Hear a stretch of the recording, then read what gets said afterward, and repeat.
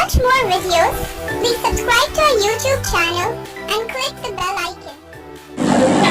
अकबर पुछो बीरबल खां, बीरबल कर ख़बर पाणी कहिड़ी नदीअ जो सुठो थींदो आहे? बीरबल जवाब ॾिनो, साईं जमुना जो पाणी अहिड़ो पाणी बि सुठो थींदो कोन्हे।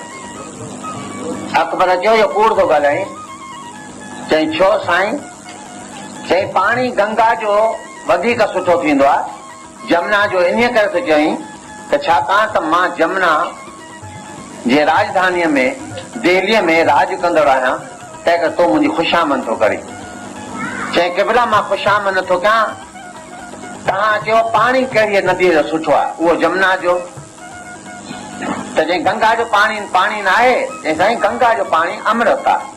तव्हां अमृत लाइ पुछो आहे त मां तव्हांखे अमृत ॿुधायां, बाक़ी तव्हां पाणी पुछो तंहिं करे पाणी। पर जेकॾहिं बीरबल जे वक़्त में मां हुजां ऐं मूंखां अकबर सुवाल पुछे हा त भाई दुनिया में पाणी सुठे में सुठो कहिड़ी नदीअ जो? मां चवां सिंधूअ जो।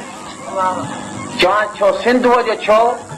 चई छाकाणि त मां चवां था त सिंधूअ जो पाणी ऐं माउ जी थञ ॻाल्हि मिड़ई हिकिड़ी आहे।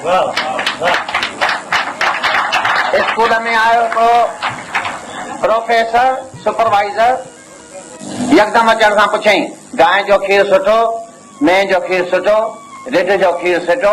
वियो चवंदो रिढ। हिकिड़ो छोकिरो उथी बीठो, चई साईं मूंखां पुछो। चई तो ॿुधा, मेंह जो खीर सुठो, गांइ जो खीर सुठो, रिढ जो खीर सुठो, बकरीअ जो सुठो, कंहिंजो खीर सुठो? चई साईं अमर जो खीर सुठो, माता जो खीर उहो सभ खां सुठो। सुपरवाइज़र जो कारण कहिड़ो आहे? चई साईं हिकिड़ो त खीर हल्को आहे, हिन जहिड़ो खीर कंहिंजो बि हल्को न थींदो आहे, ॿार चङी तरह सां हज़म करे सघंदो आहे। प्रोफेसर जो सुपरवाइज़र जो मथो फिरियो। चई तूं केरु आहे? चई मां सिंधी आहियां। चई छोरा तॾहिं अकुल जो जवाबु ॾिनो अथई, पोइ ॿियो को न ॾेई सघंदो आहे अहिड़ो जवाबु। सिंधीअ जो बचियो आहीं, बराबरि खीर हल्को। चई साईं ॿियो बि गुण अथसि? चई गुण कहिड़ो अथसि? चई माउ जे खीर में मिलावट न थींदी आहे। ॿियो भली पाणी घणी गॾनि या खीर पाणीअ में गॾनि, एते न थींदो आहे। चई बराबरि पुट इहो बराबरि चयो अथई, माउ जे खीर में मिलावट न थींदी आहे।